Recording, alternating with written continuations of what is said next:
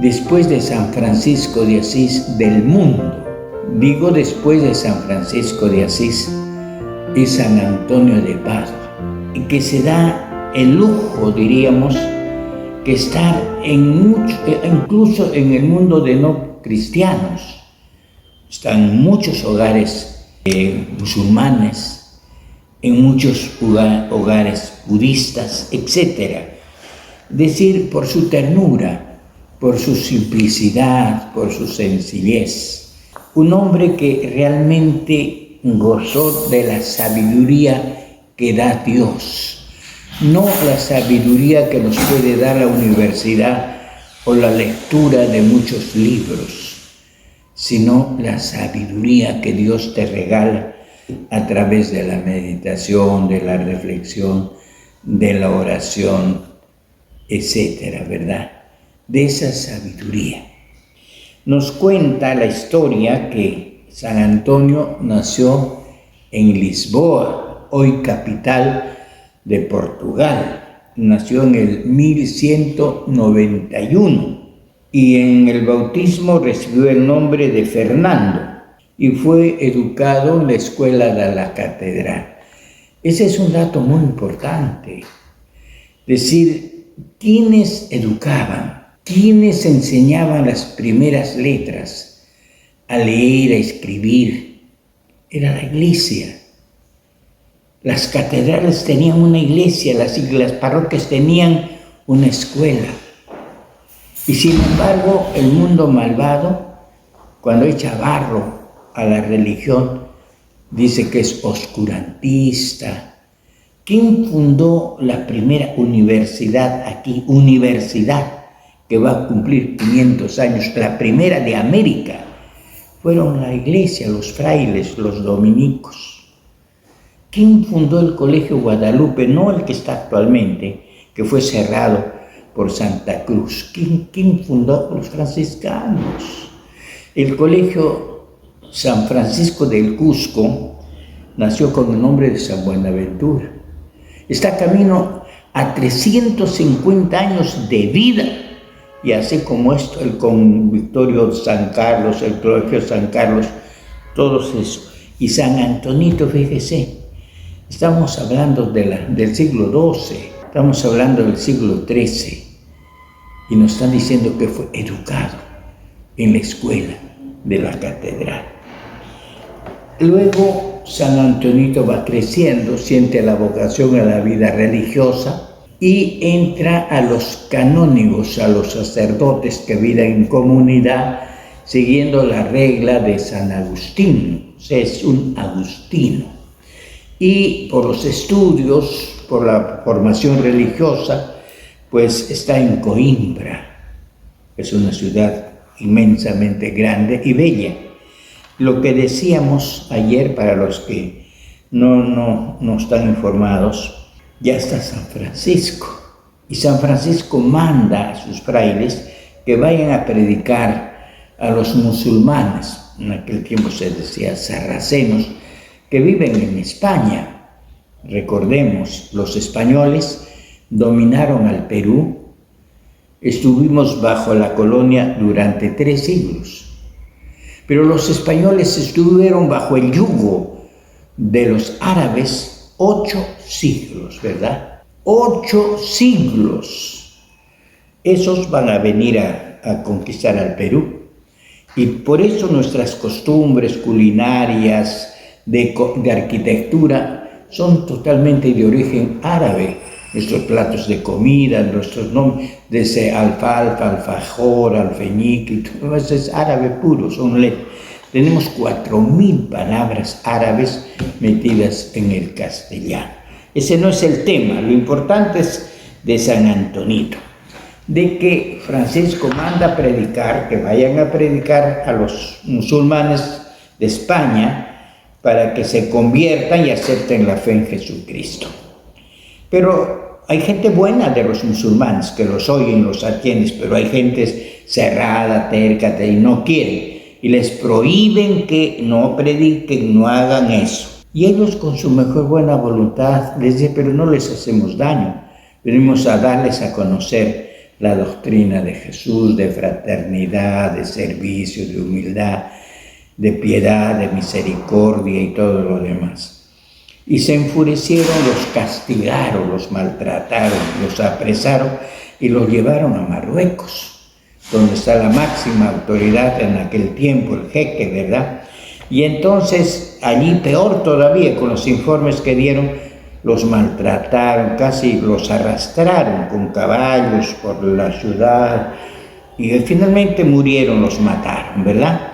Y sus cuerpos los trajeron a velar, los llevaron a velar a Italia y tuvieron que descansar, provisionarse de cosas en Portugal, ¿verdad? En Portugal, en Lisboa, pues ahí está el puerto, ¿no? Y de allí ya los llevaban a Coimbra para que descansen nada más, pero los cuerpos los llevaron al templo. Y eso vio San Antonio. Y se conmovió, y quería, como digo, ser mártir también. Y se fue a Asís, estaba San Francisco. Allí lo conoció, San Francisco, pues lo bendijo, lo abrazó y quédate con nosotros, Fray Antonio, ¿verdad? Y este Fray Antonio, con esperanza de ir a predicar a Marruecos o al mundo árabe de España, pero no tuvo esa suerte. San Antonio se dedicó a la oración, a la piedad, a los actos de misericordia y salía a predicar a todas las gentes, los barrios y todo lo demás, ¿no? Y ahí viene una serie de milagros, anécdotas y todo lo demás. Un hecho maravilloso de que le tocó predicar frente a uno de los grandes papas de aquel momento. Había una asamblea muy grande. Y Antonio salió a predicar. Y el papa quedó pero anonadado, maravillado. Porque si dijo 100 palabras, 80 eran de las Sagradas Escrituras, citas bíblicas de la Sagrada Escritura. Y el papa lo llamó pues arca de sabiduría, arca de la Sagrada Escritura, decir, un hombre lleno de Dios, etc. Fue el primer profesor de la orden de los frailes menores, de los que estudiaban la filosofía, la teología para el sacerdocio. San Antonio, el Padre Francisco le permite, hermano Antonio, dice, pero no descuides la oración y la devoción, que eso es lo fundamental de la vida de un religioso. Un religioso que abandonemos la oración, la devoción, la piedad, entonces ya no servimos, somos como la sal que no sirve para nada y hay que tirarla para que la pise la gente, ¿verdad? Ese papa era pues Gregorio IX y por eso lo va a llamar el arca de la Sagrada Escritura, arca del testamento de Dios con los hombres y los hombres para con Dios. Finalmente, bueno, hace muchos milagros, ¿no? Ese de aquel señor que le cortan la pierna y la sangre sale a chorros, San Francisco se acerca, ora y le junta y se acabó, lo sanó totalmente, ¿no? O cuando le dan veneno porque le tenían cólera y querían matarlo y en los alimentos, la comida le pusieron veneno, pero San Antonio percibe la maldad de estos hombres y en nombre de Dios bendice el alimento, se lo come y no le hace daño. Y esa gente que le quiso hacer daño se convirtió. O el otro de la mula, ¿verdad? Y el Santísimo. Y la mula cuando pasa al Santísimo se arrodilla y ese hombre malvado, dueño de la mula, también se convierte. Y cuando va a predicar a los peces y con el niño Jesús, una serie de esto. Ahora bien, en la piedad popular guarda la memoria de San Antonito como el hombre que nunca dejó de dar una limosna, traducido en un pan. De ahí viene el pan de San Antonio. Aquí en cualquier parte del mundo, decir el pan de San Antonio, es decir, que esa casa, ese convento, sobre todo conventos e iglesias franciscanas, ¿verdad? San Antonio se ha convertido en el que nos da el pan. Tú lo invocas, no tienes pan, no tienes que comer, no tienes con qué vestirse, con dónde vivir. Le invocas a Dios por medio de San Antonito y San Antonio nos alcanza. todas aquellas chicas que andan ya pues en la edad de casaderas o casaderos, pues le invocan a San Antonio que les dé un novio bueno, ¿verdad? Novio bueno decimos, un hombre sano, normal, que respete a la mujer, que ame a la mujer, que ayude a la mujer, que sea el compañero de su vida. No pensemos pues en el abusivo, en el maltratador, no en ese patán, sino un señor que respete, que ame a la madre de sus hijos, a la que reina en el hogar. También le piden, pues, ¿no? Y cuando a la primera no les dan, lo voltean al santito, ¿no? Al que mire la pared, como quien dice, no te vuelvo si es que no me das, ¿no? O lo echan. Es decir, hay tanta leyenda sobre eso, pero da, a veces demora, 1 año, 2 años, pero te manda lo que el hombre o la mujer necesita.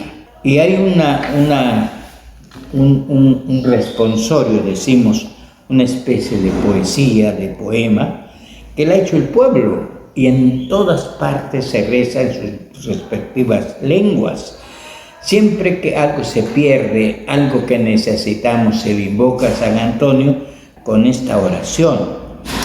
Si buscas milagros, mira muerte y error desterrados, miseria y demonios huidos, leprosos y enfermos sanos. El mar sosiega su ira, redímense los encarcelados, miembros y bienes perdidos recobran mozos y ancianos. El peligro se retira, redímense los encarcelados, miembros y bienes perdidos recobran mozos y ancianos. El peligro se retira, los pobres van remediados, cuéntenlo los socorridos, díganlo los baluartes.